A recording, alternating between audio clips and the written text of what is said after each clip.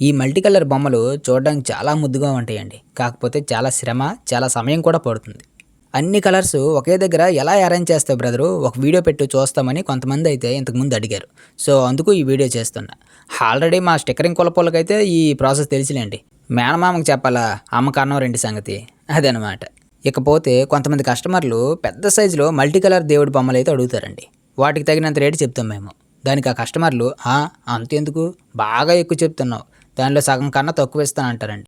అది కాదు గురు, సింగిల్ కలర్లో అయితే మీరు అడిగిన రేటుకే ఇచ్చేస్తాం.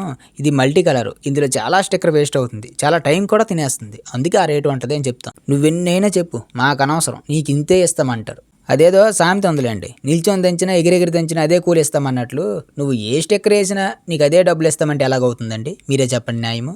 తప్పు మాట. కొంతమంది కస్టమర్లు మాత్రం వర్క్ చూసి ఆశ్చర్యపోయి, అబ్బా చాలా కష్టమే బ్రదరు, అందులో ఒక ముక్క ఇందులో ఒక ముక్క అన్నీ ఒక దగ్గర తెచ్చి అతికించి చాలా చిరాకు పని ఇది, మళ్ళీ ఏదైనా పొరపాటు జరిగితే మొత్తం స్టిక్కర్ అంతా వేస్ట్ అవుతుంది. తప్పు లేదు, నువ్వు అడిగినంత ఇవ్వచ్చు అంటారండి. పోన్లే అన్న, మీరేనా అర్థం చేసుకున్నారు, అది చాలు అనుకుంటాం.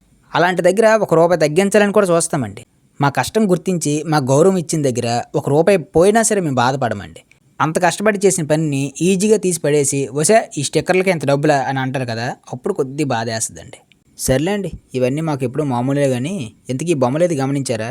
అదేనండి, నేను రథంకి స్టిక్కరింగ్ చేశాను కదా, అప్పుడు దానికి అంటించిన బొమ్మలు ఇవే. ఆ రథం కోసం ఈ బొమ్మలు తయారు చేసినప్పుడు మేకింగ్ కోసమని ఒక వీడియో తీసానండి.